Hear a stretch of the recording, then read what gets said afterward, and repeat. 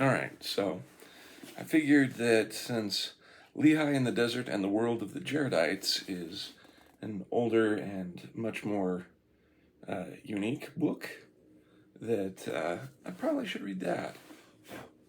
This is really cool. I have no idea what's in here. I do know it is by Hugh Nibley, and I do know that Hugh Nibley was one of these amazing people in the church that was insanely smart and extremely good at everything that he did. So let's start into it. Hugh Nibley, and let's see here. Copyright 1952. So this is a quite old book. Foreword. The Book of Mormon, the most interesting piece of literature in the church, is essentially an account of 3 migrations from Asiatic lands to America. The Jaredites reached here about the time of the confusion of tongues. Another group later arrived under the leadership of the prophet Lehi at the time of Zedekiah, king of Israel. The third, under Mulek, arrived about the same time. While the story of these peoples and their adopted homeland is told sufficiently well in the Book of Mormon to give the reader a good understanding of the achievements and their general philosophies, very little is said about the lives of the peoples before they began their westward journey. That makes Dr. Nibley's book doubly interesting. The author has tried, after long and careful research, to tell the story of the people of Jared, their manner of life, their reasons for leaving their Asiatic home to settle in the reasons for leaving their Asiatic home to settle in the new land, now known as America. From countless sources, Dr. Nibley has drawn material which, woven together, describes an early people who, in search of God's truth, left their homes for the then unknown world. This study has been done in such a manner as to make real and understandable these early peoples, and to make them living persons to those of this day, thousands of years removed.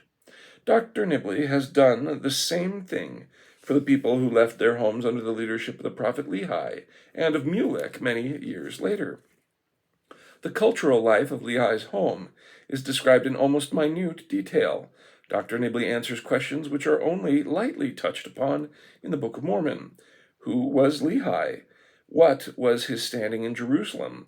Where was his home? What caused him to move away and seek a home across the great ocean? The answer to these questions give life to these persons, who, without this help, would remain in the shadows.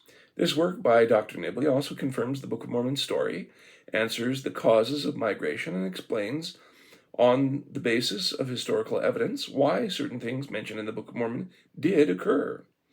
The study of the Jaredites, of Lehi in the desert, of Mulek covers a territory of historical research not formerly invaded by modern scholars. The book could not have been written except with vast acquaintance with sources of historical learning. It has been written also under the inspiration of the Spirit of God. Almost the best thing about the book is that it becomes a testimony to the truth of the claims of Joseph Smith that he was divinely inspired in the translation of the Book of Mormon, as well as the work of restoring the gospel of the Lord Jesus Christ. Evidences for the Book of Mormon are increasing every day. For this reason, which becomes a powerful witness of the Book of Mormon, becomes also doubly precious to the leaders of the Latter-day Faith. Dr. Nibley and the publishers should be congratulated upon bringing the articles which ran originally in the Improvement era into book form. John A. Woodstow. Nice. When 4 words were just like 2 pages. Nice. All right. The contents. Generally, it's 2 to 4 sections, 2 to 5 sections. Generally 2 to 4 sections, sometimes 5 in each chapter. The chapters are the troubled Orient, men of the East, into the desert, desert ways and places, the city and the sand, Lehi the winner, a twilight world, departure, Jared on the steps, Jaredite culture, splendor and shame, they take up the sword, a permanent heritage. All right, so those are all the chapter headings. Chapter 1, The Troubled Orient. The Problem. The first 18 chapters, approximately 40 pages of the Book of Mormon, tell the story of how one Lehi led a company of Israelites from Jerusalem across Arabia to the sea at the beginning of the 6th century BC. Since the publication of this account, other ancient travel stories have been unearthed in the Near East and been accepted as genuine or pronounced fictitious, as they fulfilled or failed to fulfill certain conditions. Thus, Professor Albright declares the story of the Egyptian Sinuhe to be a substantially true account of the life of its milieu, on the grounds, 1, that its local color is extremely plausible, 2, it describes a state of social organization which agrees exactly with our present archaeological and documentary evidence. The Amorite personnel names contained in the story are satisfactory for that period and region, and finally, there is nothing unreasonable in the story itself. So that's what they're using as the measuring stick. So, local color is plausible, describes the state of organization appropriately, the names work, and there's nothing unreasonable in the story itself. So, that's a good way to say that it fits. The story of Wenneman. Never heard of Wenneman, but okay. The story of Wenneman, the same authority accepts as true in its political history and geography, noting that it correctly reflects the cultural horizon and the religious ideas and practices of its time. Certain Egyptian episodes in the Odyssey, Liblin considered authentic because they posit a rather good knowledge of Egyptian conditions and institutions in whoever composed them. On the other hand, such tales as the shipwrecked sailor may be regarded as fanciful because they lack specific historical or geographical background, and by their mise-en-scene, which is either mythical or extravagantly impossible. There are footnotes in this.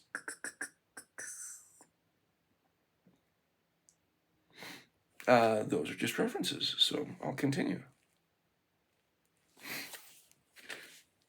The one that has improbable at the end of it, there is a quote about it. It says, though archaeological research goes back over a century in Palestine and Syria, it is only since 1920 that our material has become sufficiently extensive and clearly enough interpreted to be of really decisive value.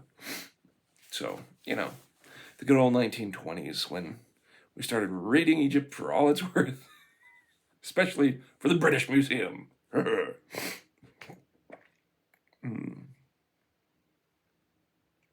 So, with such examples before us, we may proceed to test the story of Lehi.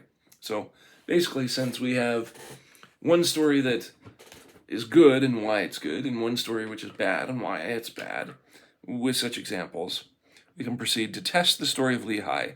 Does it correctly reflect the cultural horizon and religious and societal ideas and practices of this time? Does it have authentic historical geographical background? Is the mise-en-scene mythical, highly imaginative, or extravagantly improbable? I guess it depends on who you ask on that one. Is its local color correct? Or is it that muted yellow that they always have in movies for Mexico? And are its proper names convincing? Until recent years, men were asking the same questions of the book of Exodus, and scholars were solidly turning thumbs down until evidence accumulating in its favor began to turn the scales.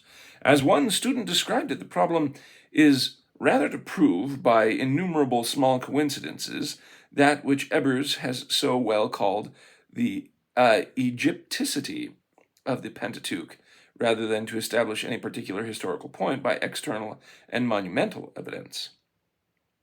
Just so the problem of First Nephi is to establish both its Egypticity and its Arabicity by like innumerable coincidences.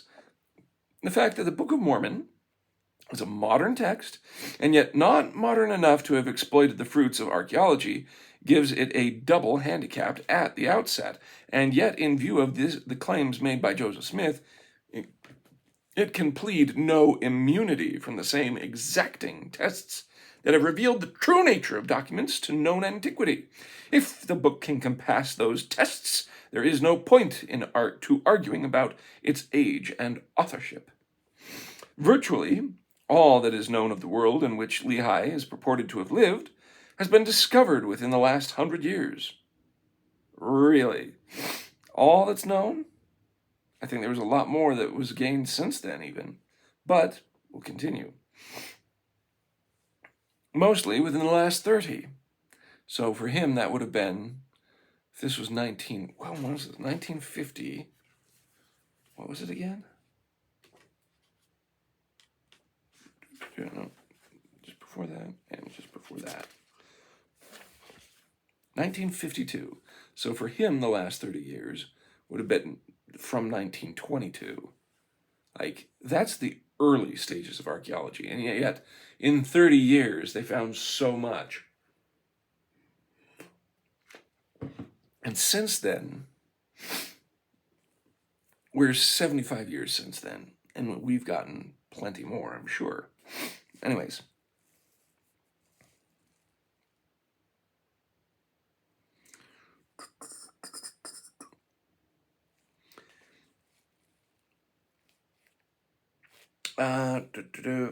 How does this information check with that in the book of 1 Nephi?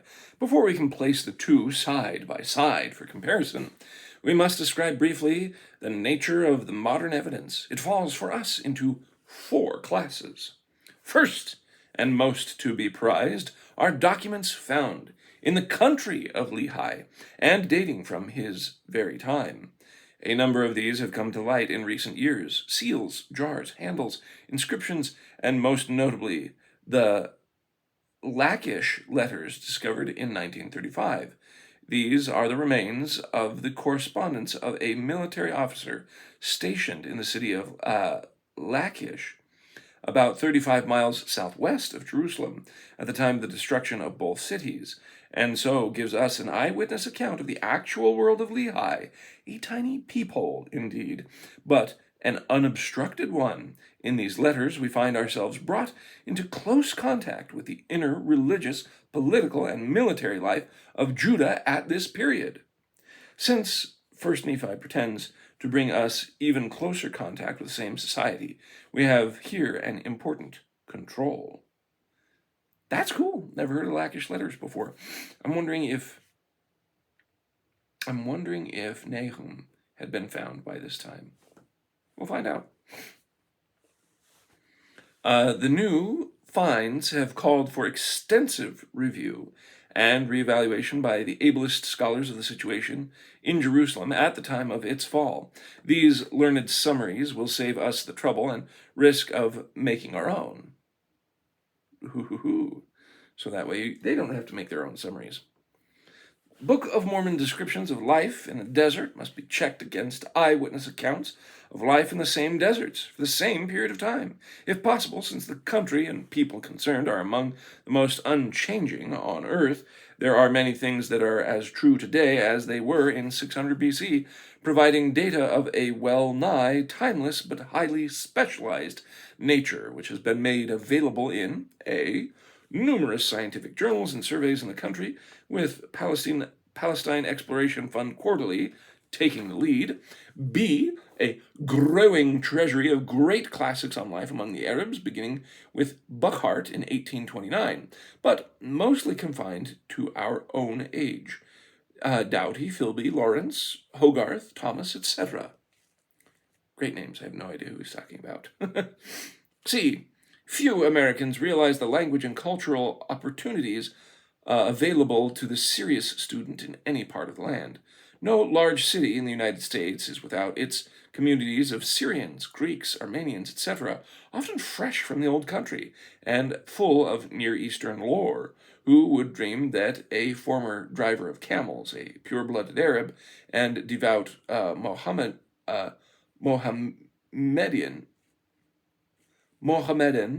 would settle in the vicinity of such a town as Provo, or that the deserts of Southern California should support colonies of Arabs raising sheep, chickens, and dates exactly as they and their ancestors have done in the deserts of the East.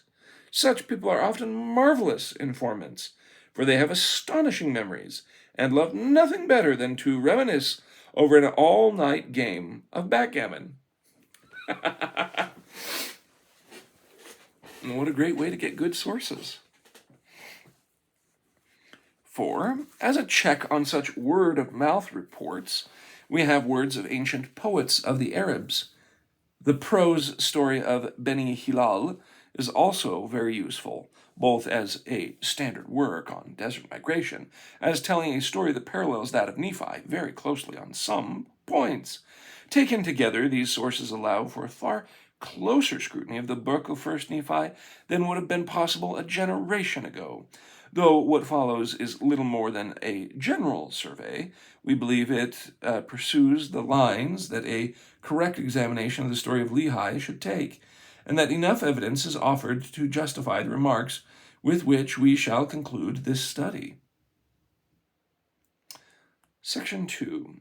The situation in Jerusalem. When we speak of Jerusalem, it's important to notice Nephi's preference for a non-biblical expression. The land of Jerusalem. In designating his homeland, while he and his brothers always regard the land of Jerusalem as their home, it's perfectly clear from a number of passages that the land of our fathers' inheritance cannot possibly be within or even very near the city, even though Lehi had dwelt at Jerusalem all his days. That's 1 Nephi 1:4. Ooh, man, he dived right into the meat, didn't he? The terms seem confused, but they correctly reflect actual conditions. For in the Amarna letters, we read that the land of Jerusalem, as an area larger than the city itself, and even learn in one instance that a city of the land of Jerusalem, Bet-Ninib, has been captured. It was the rule in Palestine and Syria, as the same letters show, for a large area around a city and all the inhabitants of that area to bear the name of that city. And for a personal example of this, whenever I would go on my mission when I was on my mission in San Diego, people would ask, well, where are you from? And I said, I'm from Salt Lake City. It didn't matter, and that was the same for all the different missionaries. But the thing was I was from Salt Lake City proper. Most of the other missionaries, they said they were from Salt Lake City, but they were either from like West Valley or Kearns or Sandy or other suburbs of the Salt Lake City. But whenever you're outside of that original area, do you think everybody knows specific areas such as El Cajon or Santee? No, they know San Diego. So you say San Diego. But is it really San Diego proper? No. What about Mission Beach? Well, maybe some people would know Mission Beach, but most people would say, oh, San Diego. So similarly, when they say the land of Jerusalem, that makes more sense because little tiny places that are suburbs to or a subset of the original land, that always made sense to me. But I think, as described in later books, the idea that Lehi was probably from North Jerusalem, coming to Jerusalem, because he was of the northern tribes and skedaddled before they were destroyed, but kept the traditions and then saw the corruption of the church from the Josian reforms, would mean that even though he's originally from northern Israel, he's staying in the land of Jerusalem. Makes sense. It'd be like me saying, yeah, I went on my mission too, instead of all the specific places that were in San Diego, I'm in the land of San Diego. Anyway, So that's my personal, specific example of what they're talking about here. So this was a holdover from the times when the city and the land were a single political unit, comprising a city-state. When this was absorbed into a larger empire, the original identity was preserved, though it had lost its original political significance. Ooh. And he's giving references for where he's getting this from. I'm reading it for the information. I'm not scholarly, so I'm not going to read out anything that's just a basic reference to the books. But just know he is referencing it because it's Hugh Nibley.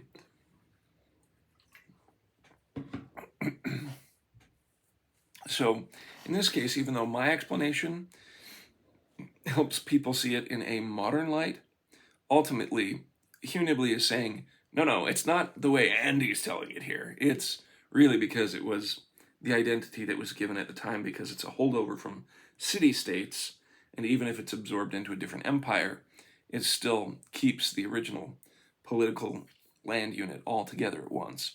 So, little different from the way I'm explaining it, but you get the same kind of results. Anyway, I would trust Hugh Nibley over me, let me put it that way. The same conservatism made it possible for Socrates to be an Athenian and nothing else, even though he came from the village of Alopeke, at some distance from the city. This arrangement deserves some mention because many have pointed to the statement of Alma 7:10 that the Savior would be born at Jerusalem, which is the land of our forefathers, as sure proof of fraud. I had that happen to me on my mission. Some guy's like, he wasn't born in Jerusalem.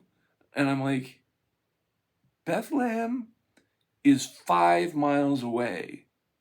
5 miles. Again, and that's why I know about this argument, because that has been pointed out to me on my mission. It was really annoying because I'm like, what is wrong with you? Anyway, as sure proof of fraud, it is rather the opposite, faithfully preserving the ancient terminology to describe a system which has only been recently rediscovered. We were right! Ta-da! Anyway, I feel justified. Though he dwelt at Jerusalem, Lehi did not live in the city, for it was after they had failed to get the plates in Jerusalem that his sons decided to go down to the land of our inheritance. See 1 Nephi 3:16 and verse 21. And there gather enough wealth to buy the plates from Laban. Loaded with the stuff, they went up again unto the house of Laban in Jerusalem. The Book of Mormon employs the expression to go down and to go up exactly as the Hebrews and Egyptians did with reference to the location of Jerusalem, and thus it clearly establishes that Lehi's property lay somewhere in the country and not within the walls of Jerusalem. And this footnote has information. The Egyptian ha, to go down, applied to travel, means to go to Egypt. Oh, interesting. And up to Jerusalem, up out of the land of Egypt. See Genesis 12:10 and also 1 Kings 12:28 for those two different versions of that. In the Lachish letters, which he's drawing from, down went the commander to Egypt, and Lachish letters, page 51, interesting. So, in the area, you always would go down to Egypt and up out of Egypt. To me, and this is really interesting with how this is used, because that's going to be different for different cultures in different areas. Because I noticed that I had a difference between me and my wife with using going up to or down from different locations in the valley.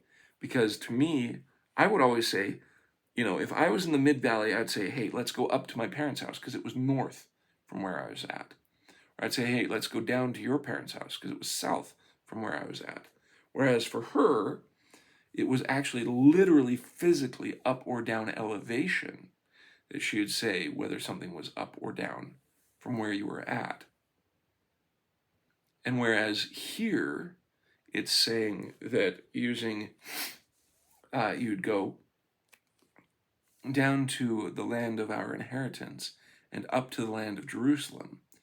They would consider, just like if it was down to the land of Egypt, if that was your homeland, and up out of the land of Egypt if it wasn't your homeland. They're using it in that way, which is congruent, is what he's saying. That's interesting. Interesting.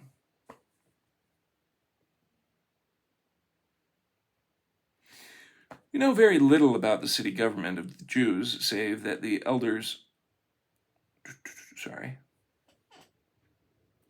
went up again into the house of Laban in Jerusalem. Yeah, okay. Just making sure I was getting which way things were phrased. All right. We know very little about the city government of the Jews, save that the elders played the principal role by elders, as has been understood, the heads of the most influential families of the city. This would make them identical to those with princes, notables, and officials who are designated as serim in the Lachish letters.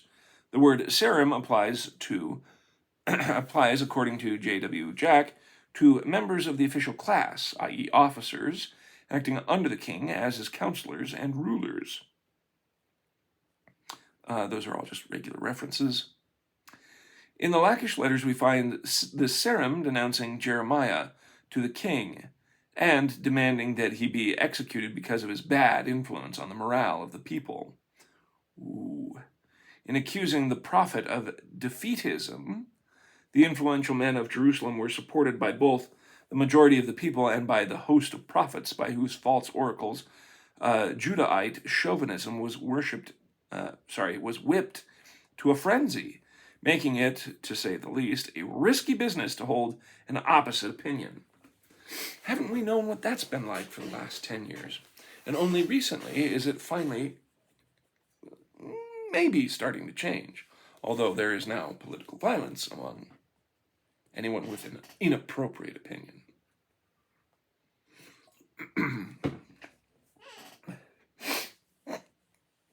So maybe it's not over, but we'll see.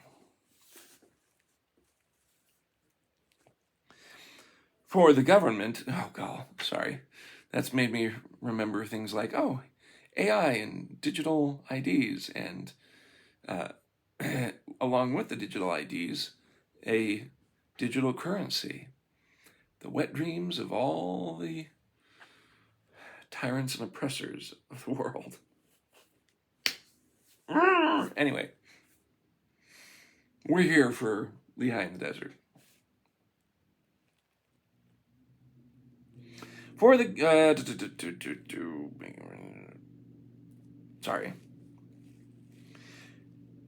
a risky business to hold an opposite opinion. For the government, with the weak and ineffectual Zedekiah at the head, had set its heart on a suicidal policy of military alliance with Egypt and business as usual. A footnote for that says, for a recent summary of the international situation around 600 BC, besides the studies, see the new letter of Aramaic written in Pharaoh to the Egypt, etc. Oh, I thought there was more.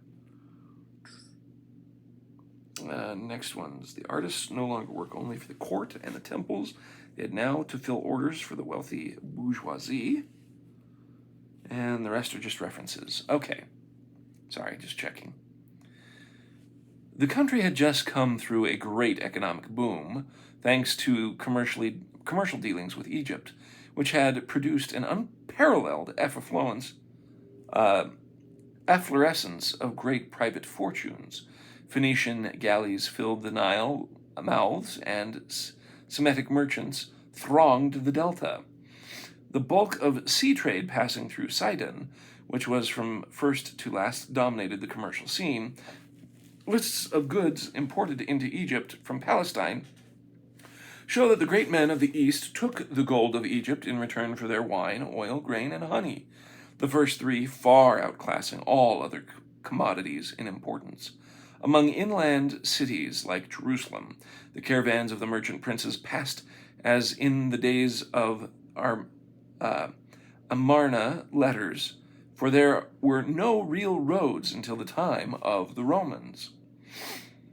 At the turn of the century, the international situation was casting a dark shadow over the picture.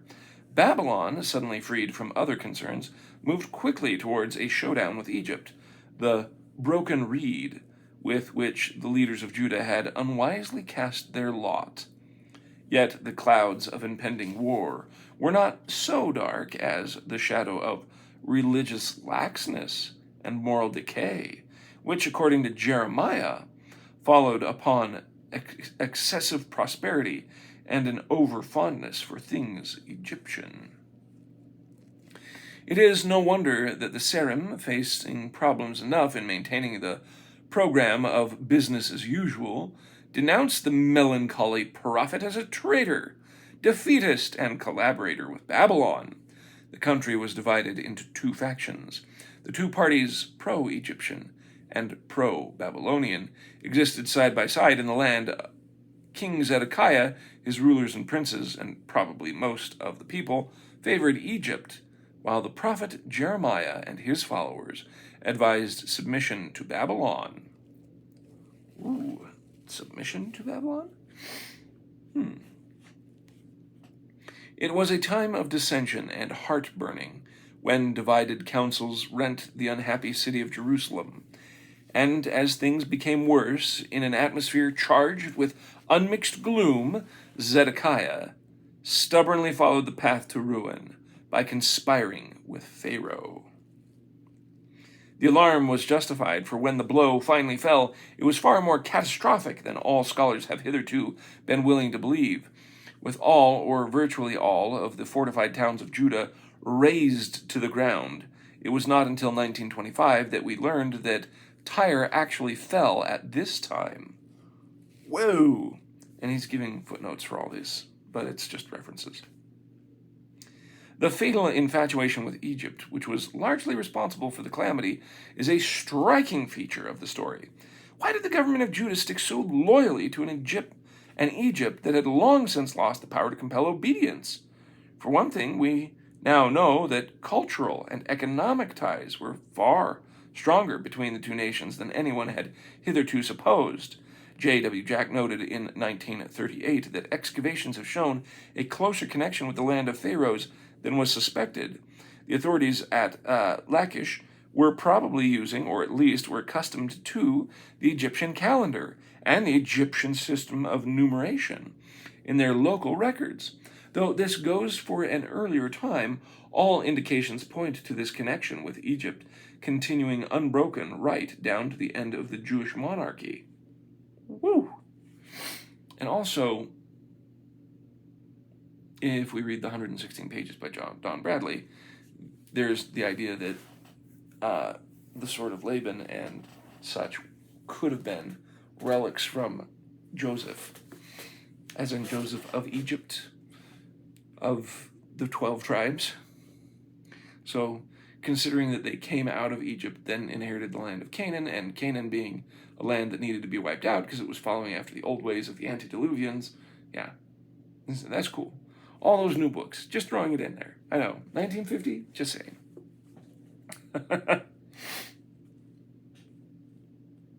One anthropologist went so far as to claim that the Lachish was actually an Egyptian colony.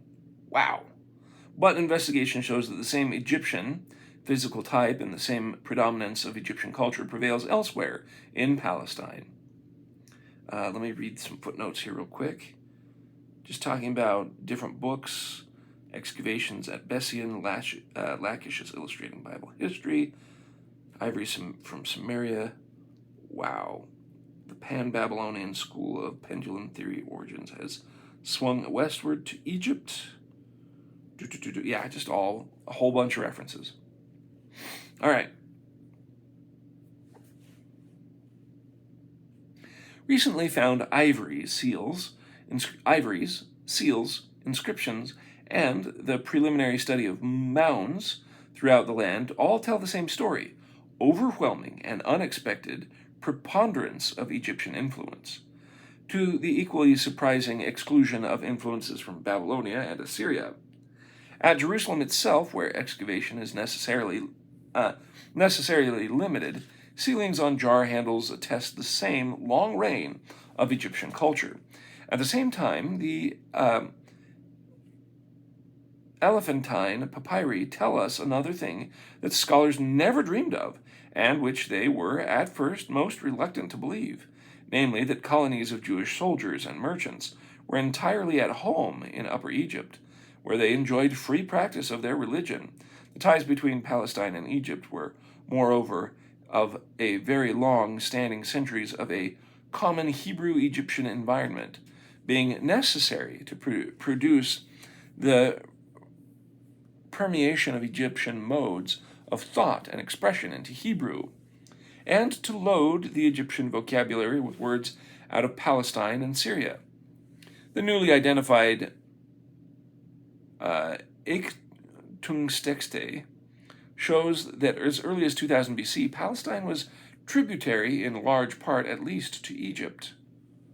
Really? Okay. Let's see here. Yep, these are all just references. To say that the Egyptian culture was predominant in an area is not necessarily to argue the presence of Egyptian dominion. According to Hogarth, Egypt exercised 3 degrees of empire. The first degree was rule by direct force, the second by fear of reconquest, which a few garrisons and agents and the prestige of conqueror could keep alive in the minds of indirect administrators and native subjects. And the third degree meant little more than a sphere of exclusive influence from which tribute was expected but not being secured by garrisons or representatives, tended to be intermittent.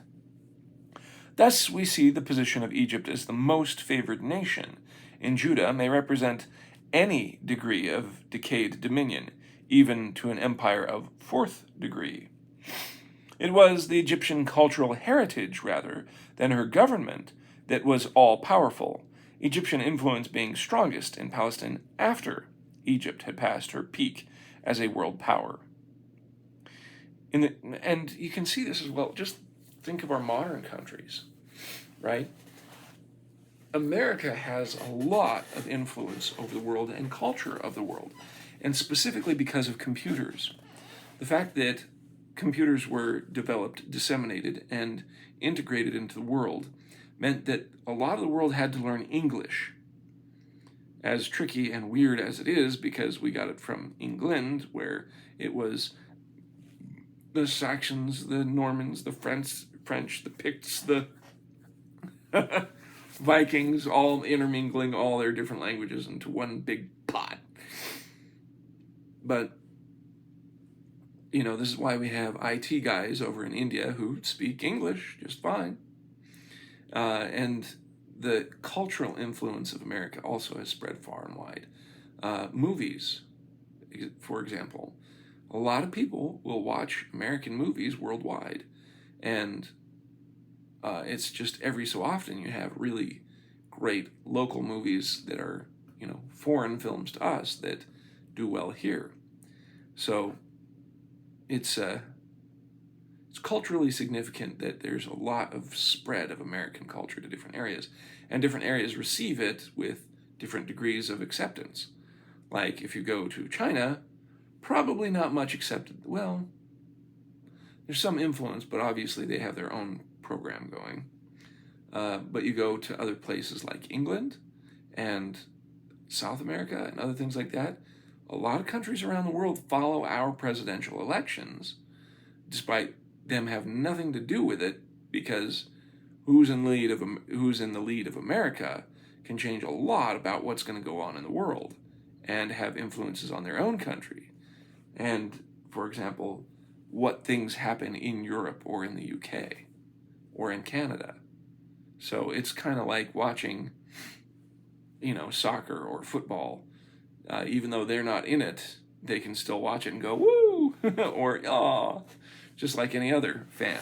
And so that's a little comparable to and a little aside that might give a peek into what it was like to just kind of do everything Egyptian, even though they were in the land of Israel.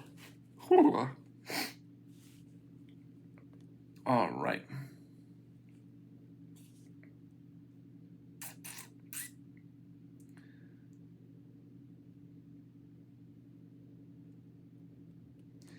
cultural heritage rather than a government was all-powerful, past or peak. Yes. In the great days of Egypt, the renowned Impuwer had said, "The foreigners have become Egyptians everywhere." And a near contemporary of Lehi can boast, "Behold, are not the Ethiopian, the Syrian, and all foreigners alike instructed in the language of Egypt?" Doesn't everyone know English? Sorry, the footnotes, again, references.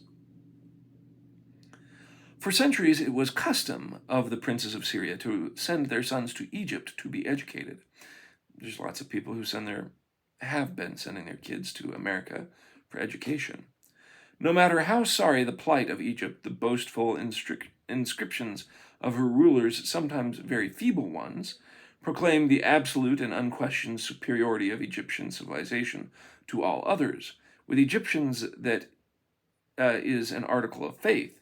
Like the English in our own day, the Egyptians demonstrated time and again the ability to maintain a power and influence in the world out of all proportion to their physical resources, with no other means than a perfect and tenacious confidence in the divine superiority of Egypt and Ammon.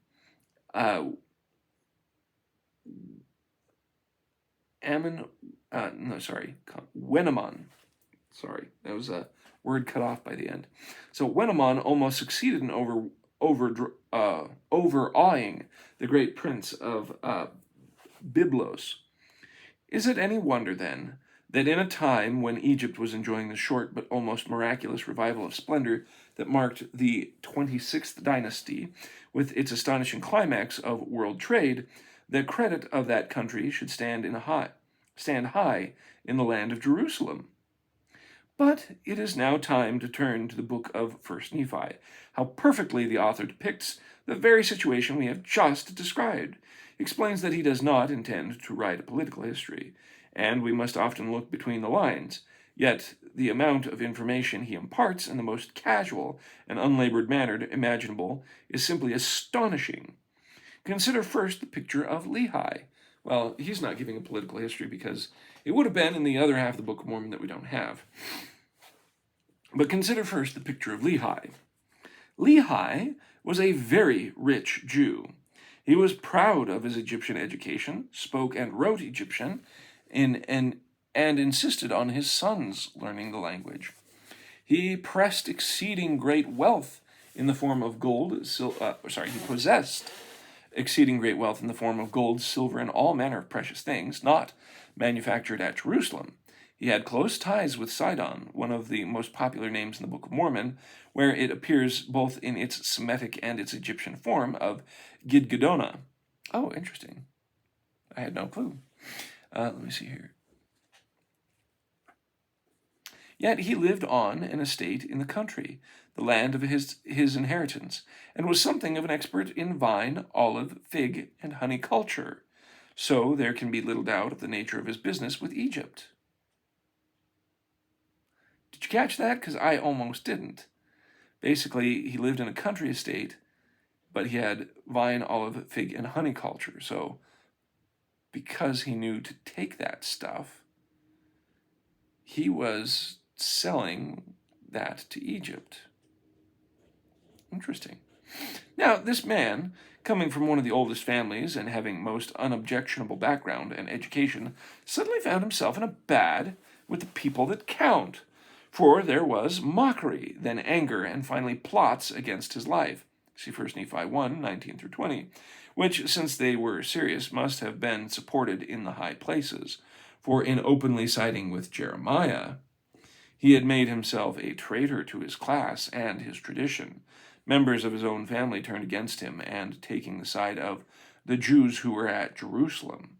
As Nephi explains,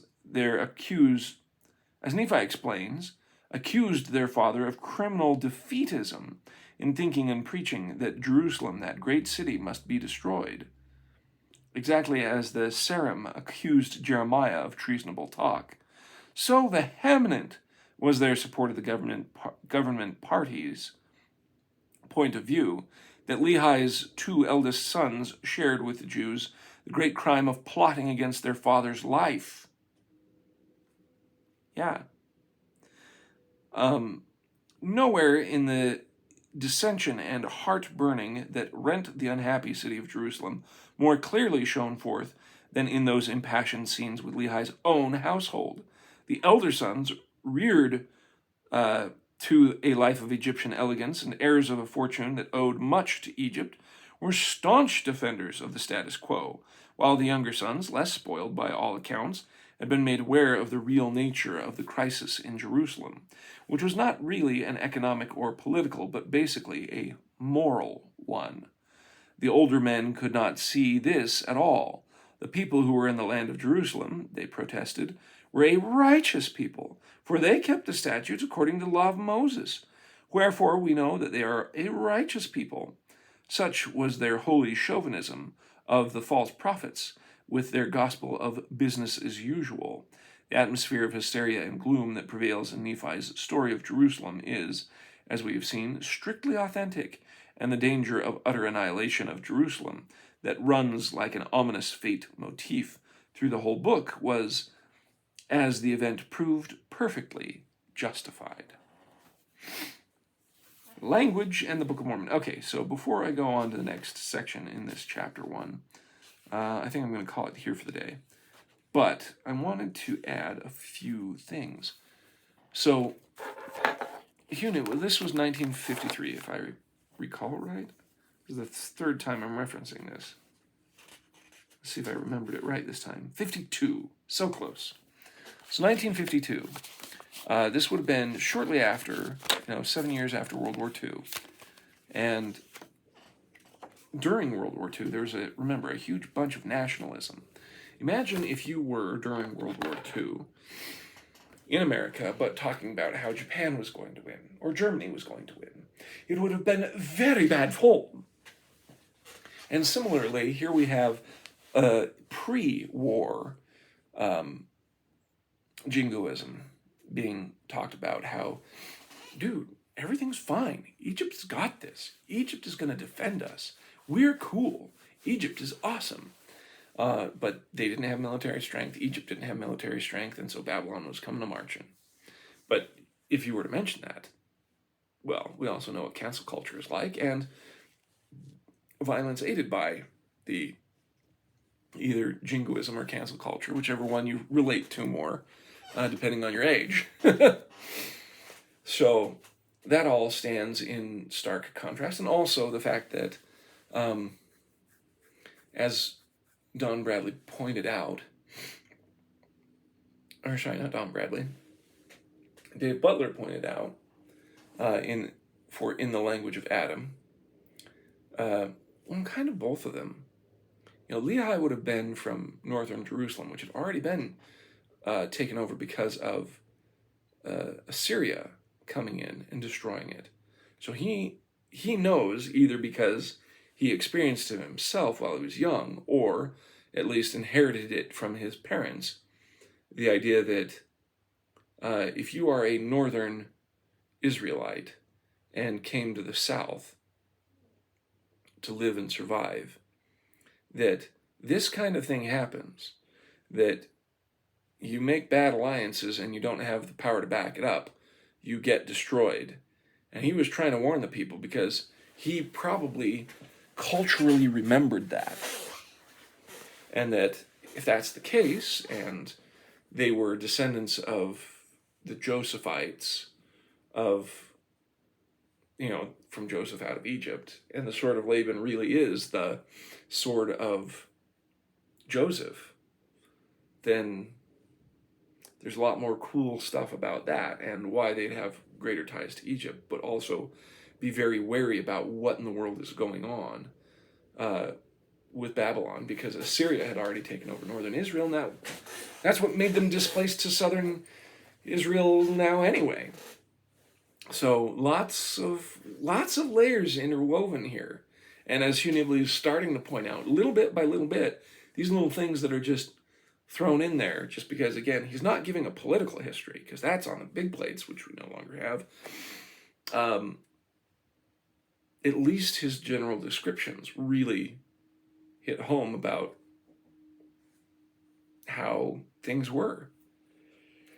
I'm excited about reading the rest of this book. It is fascinating. The different printing techniques between the 1950s and nowadays is very, very fascinating, because this is a lot more dense. The book itself appears thin, but they fit a lot more words to the page than modern writing. I think it's not quite like single space. It's like a half space in between, but it's definitely not the kind of double space that we have in larger print in most books to kind of pad it out and make it look more impressive.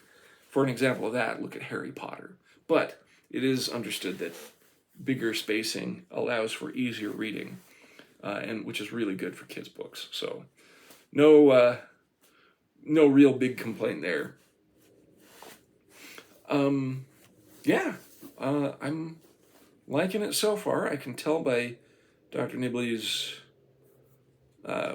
way of writing. He is really, golly, it's just a different way of speaking, thinking, and writing back then than modern way of writing.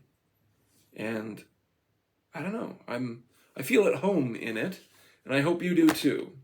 I hope it's not just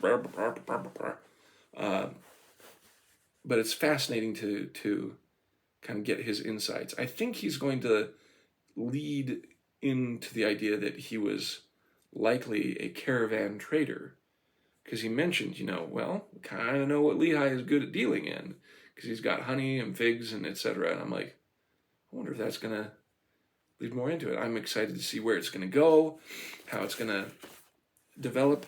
Let me actually read some of the chapter stuff. So, strange names, flight into the wilderness, problem of the barge and food. Interesting. So I think he really is just touching on how stuff that is found more recently for him in his time connects with the idea that it is truly supported. And then now, because of great work like Hugh Nibley, we've got so many others that now can stand on those shoulders, such as Don Bradley and Dave Butler and Jonah Barnes, and it's a wonderful world we live in, and I hope we use it to our advantage to truly get more of an idea of what's going on in life. Well, I hope you guys enjoyed it, and may God be with you.